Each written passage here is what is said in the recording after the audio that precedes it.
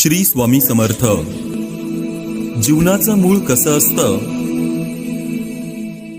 आपलं अस्तित्व हे आपल्या पूर्वजांमुळेच आहे. त्यांचे कष्ट, त्यांचा त्याग आणि त्यांचे आशीर्वाद यामुळेच आपण आपल्या आयुष्याचा प्रवास सुरू ठेवू शकतो.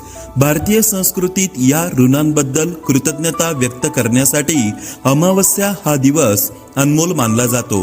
अमावस्या हा दिवस आपल्या पितरांशी जोडला गेलेला आहे, कारण या दिवशी सगळं कुटुंब एकत्र येतं, पितरांसाठी प्रार्थना करतं आणि या प्रक्रियेत आपल्या मुलांनाही आपल्या पूर्वजांविषयी कृतज्ञता शिकवली जाते. अमावस्या म्हणजे आपल्या पितरांच्या आत्म्यासाठी प्रकाशाचा दीप प्रज्वलित करणारा दिवस. अन्नदान आणि प्रार्थनेतून त्यांचं ऋण फेडता येतं. भगवद्गीतेत सांगितलं आहे, पितृलोकात अन्नाचा थोडासा अंशही अमूल्य ठरतो. त्यामुळे आपल्या पितरांना स्मरण करताना